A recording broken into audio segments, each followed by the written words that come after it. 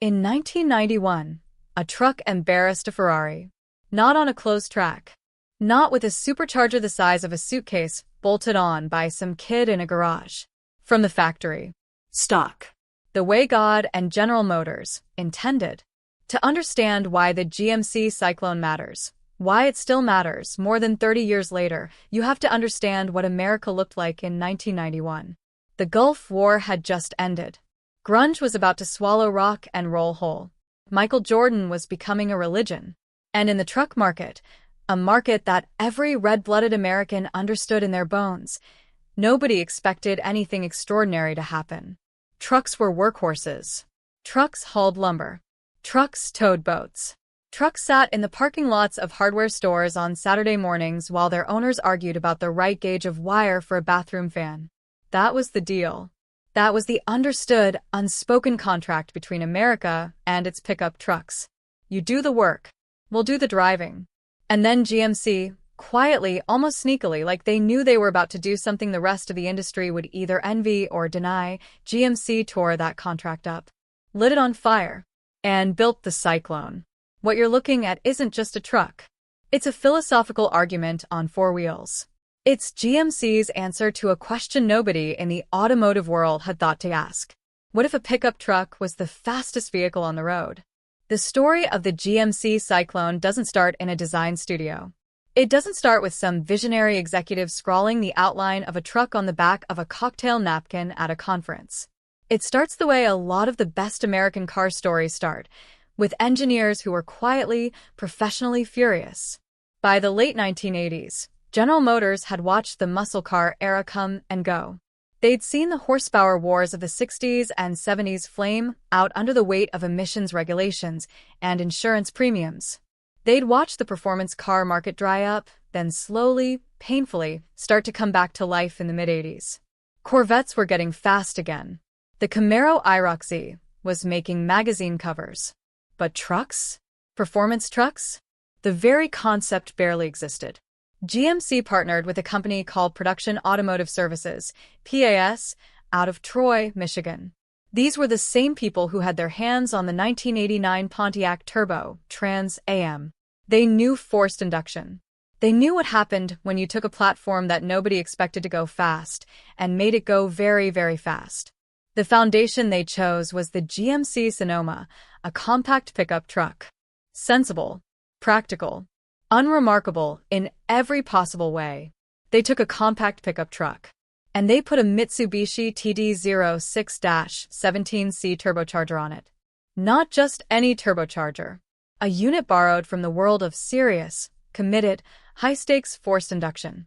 Paired with a Garrett water-to-air intercooler.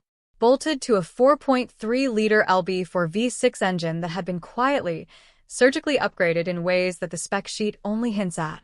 Hypoeutectic pistons, harder, stronger, more heat-resistant than what you'd find in a standard engine. Nodular iron main caps. Upgraded head gaskets.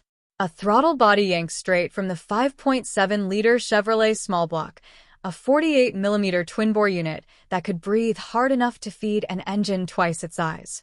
When all of that engineering came together, when the air was compressed and cooled and forced into those cylinders at pressure levels a standard V6 had no business experiencing, the result was 280 horsepower and 350 pound-feet of torque.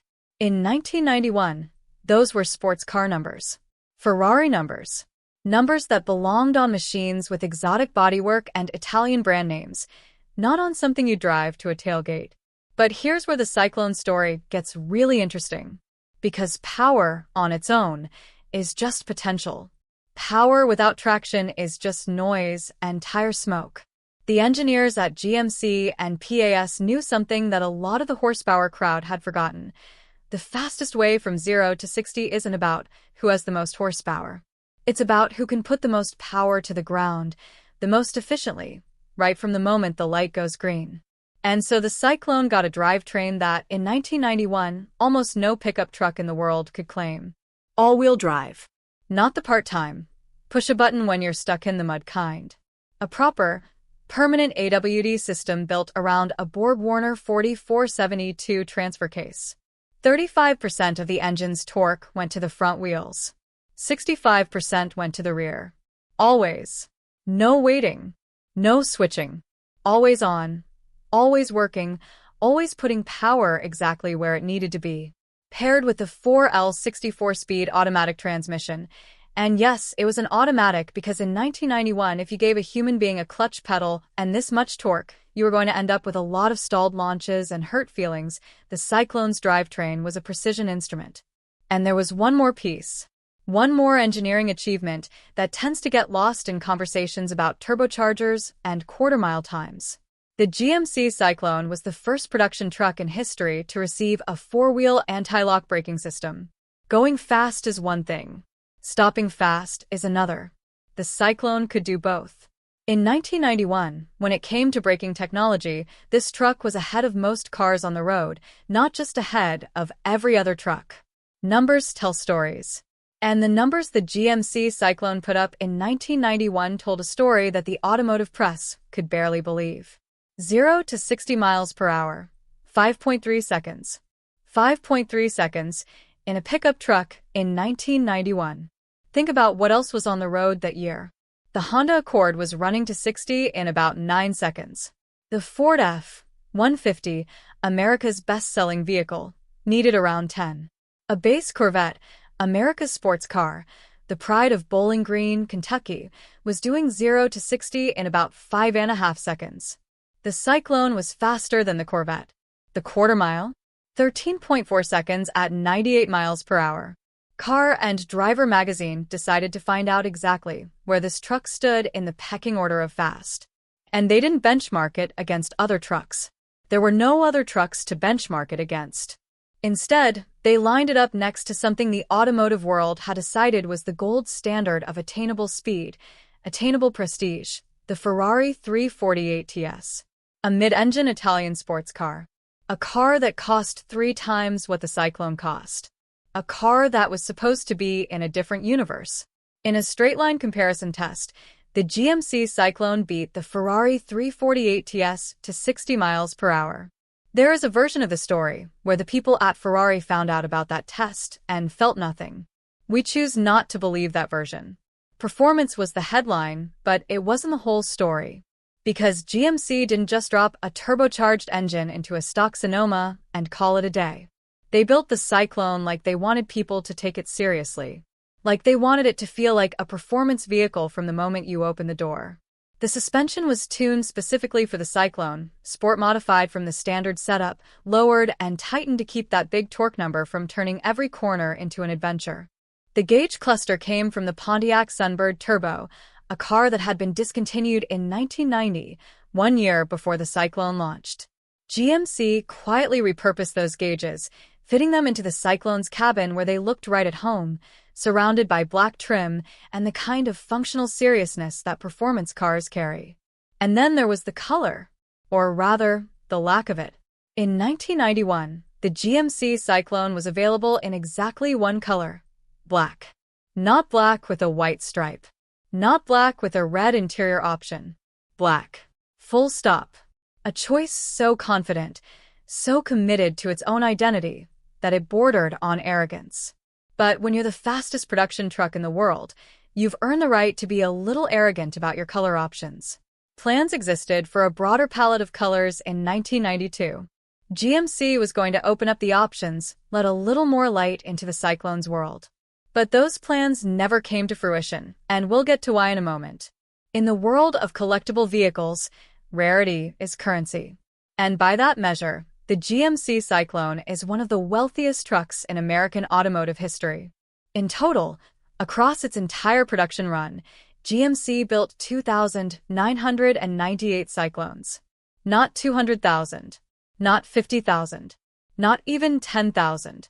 2,998 trucks, all built in 1991, all built in black, all built by the team at GMC and Production Automotive Services who knew they were making something that would either be a footnote or a legend. It became a legend. Of those nearly 3,000 trucks, 3 were actually built in 1992. Just 3. And they weren't sold to the public. The first was handed over to the Department of Transportation for crash testing, a fate that, depending on your perspective, Either seems like a noble sacrifice or an automotive tragedy. The remaining two ended up in private hands. 3 1992 Syclones exist in this world. If you happen to own one of the two that weren't crashed by the government, you're holding something extraordinarily rare. The kind of rare that makes car collectors set their coffee down and lean forward in their chairs. Every great American car story has a strange chapter, a twist, a detail that sounds like fiction but is, somehow, completely true. For the GMC Syclone, that chapter involves the Middle East, a company lottery, and a small group of very lucky GM employees. During the 1991 production run, GMC officially exported approximately 150 Syclones out of the country.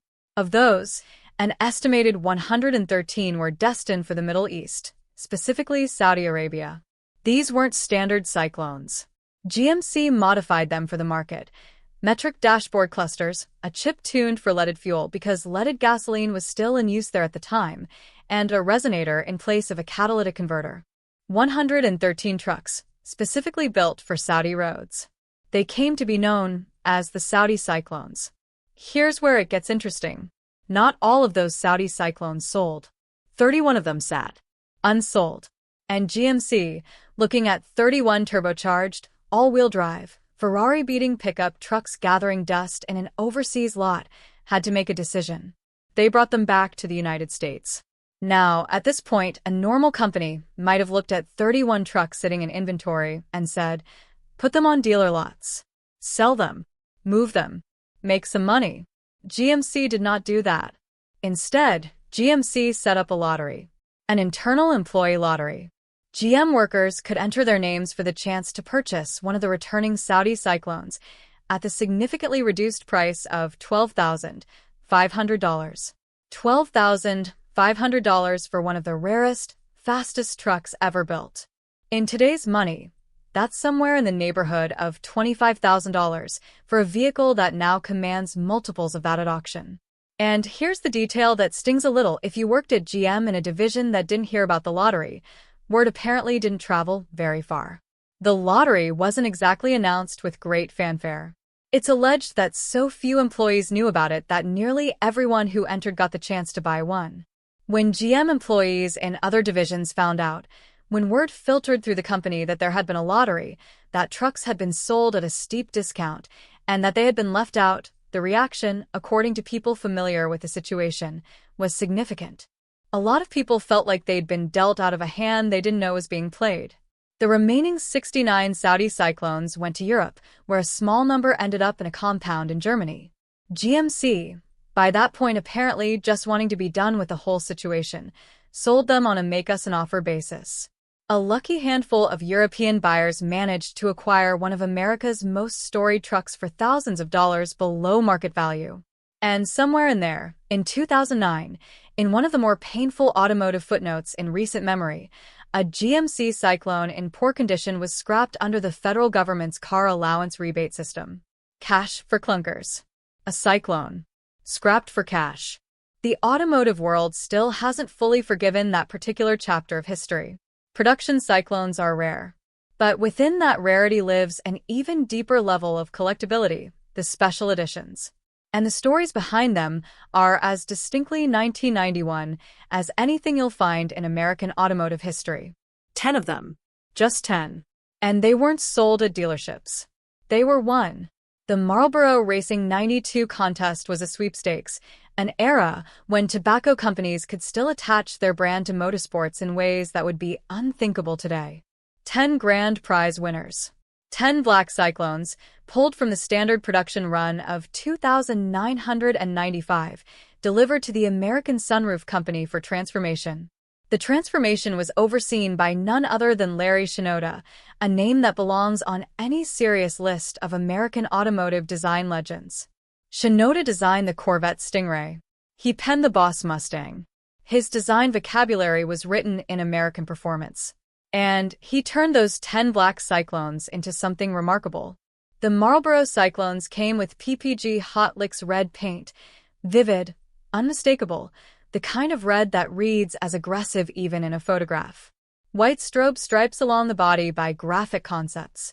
A Targa-style roof panel with mounts in the pickup bed, the roof conversion handled by ASC. A slide-down rear window assembly. Inside, Recaro leather seats. A Simpson 5-point racing harness. A custom Momo Evolution steering wheel. A Sony sound system. Under the hood, a PRO Impact performance chip and a boreless stainless steel exhaust. Boyd Coddington, the celebrated wheel designer, a man whose name was synonymous with custom automotive culture, built the wheels. The Cobra design, fitted with Marlboro emblazoned center caps and wrapped in Goodyear Eagle GSC rubber. And the suspension? Lowered 3 inches by Bell Tech. 3 inches lower than a truck that was already designed to sit close to the ground. Planted. Aggressive. Jaw-dropping. The 10 people who won those trucks didn't just receive a vehicle. They were taken to an all-expenses-paid day at the races, VIP access, pit passes, a photo session with the Marlboro Indy team. The complete experience. The whole world that 1991 motorsports represented. They were then responsible for the luxury taxes and fees when their trucks were delivered to the dealership nearest their home. 10 trucks. 10 winners. Today, if you find one in original condition, you are standing in the presence of something extraordinarily uncommon. In May of 1992, 3 GMC Syclones appeared at the Indianapolis 500. Their modification from stock was minimal, a sticker package, the kind of thing that said this truck is here officially without changing anything fundamental about what it was. But one of those 3 Indy Syclones was about to become something more. One truck was converted into the PPG Syclone Pace truck. And this is where the build gets genuinely extraordinary, even by the standards of a truck that was already extraordinary by birth. A multicolored paint scheme, silver, magenta, and aqua. Colors that, in 1992, said this is the future. A molded light bar built directly into the roof. A racing fuel cell hidden beneath a multi-piece tonneau cover that folded open like an accordion when the tailgate dropped, revealing the batteries, the fuel cell, and the Halon fire suppression canisters beneath. Water-cooled brakes. A built-in Halon fire suppression system. Color-matched leather interior that tied the cabin to the exterior paint scheme. This wasn't a show truck in the pejorative sense. This was a truck built to actually be driven on a track, fast, with the kind of safety systems and engineering that the job demanded. It was not, technically, the official pace car for the Indianapolis 500. But it was used on the track. And it looked like it belonged there. After its moment in the spotlight, the PPG Syclone was retired to the GM Heritage Collection. For years, it lived in storage, occasionally pulled out for car shows, given a moment in the light, then tucked away again. In 2009, it was auctioned at Barrett-Jackson. It sold for $66,000. It is now privately owned, its last known location somewhere in Colorado, somewhere out there, that extraordinary machine sitting in a garage or a climate-controlled storage unit, waiting for its next chapter. Every great machine leaves something behind. Not just in the collector market, though the Syclone's value has climbed steadily as the automotive world has caught up to what it always was. But in something deeper. In the conversation about what American vehicles could be, the Syclone spawned a family. The 1992 and 1993 GMC Typhoon took the same turbocharged soul and dropped it into an SUV platform, the GMC Jimmy. The same powertrain. The same philosophy. The idea that the vehicle type doesn't determine the performance ceiling. There was also the 1992 GMC Sonoma GT, a sport package that gave buyers the look of a Syclone without the turbocharged engine. Only 806 were produced. It was the Syclone in silhouette, the shape, the stance, the suggestion. But not the soul. Because the soul of the Syclone wasn't something you could replicate with a sticker package or a body kit. The soul of the Syclone was a decision. A commitment. A choice by a group of engineers and designers and executives to do something genuinely unexpected with a category of vehicle that the industry had already decided it understood completely. They took a truck. A compact pickup truck. And they made it the fastest production truck in the world. And then they lined it up against a Ferrari and won. 2,998 of them were ever made. In original, unmodified condition, they are among the most collectible American trucks of the 20th century. At auction, Clean examples command prices that would have seemed absurd in 1991, prices that reflect not just rarity but meaning. Because that's what the Syclone represents. Not just a fast truck. Not just an engineering achievement. It represents the moment American automotive culture remembered that the rules were only as real as your willingness to follow them. In 1991, GMC built a truck that nobody expected. A truck that nobody asked for. A truck that made sports car drivers uncomfortable at stoplights and made automotive journalists look up from their clipboards and wonder if they'd understood everything they thought they understood. Only 2,998 were ever made.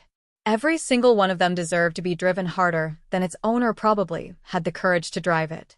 If you own a Syclone, if one of these 2,998 survivors is sitting in your garage right now, we want to hear from you. Drop it in the comments. Tell us your story. Tell us how you found it, what it cost you to restore it, and what it sounds like when you put your foot down. And if you've never heard a turbocharged 4.3-liter V6 with a BorgWarner exhaust pull hard through third gear, find a video. Turn your volume up. You'll understand immediately why this truck still matters. Hit subscribe if you want more stories like this one. And share this with someone who thinks trucks can't be exciting. This has been the story of the GMC Syclone. The truck that beat a Ferrari. The truck America built, sold 3,000 copies of, and spent the next 30 years wishing it had appreciated in the moment. We'll see you on the next one.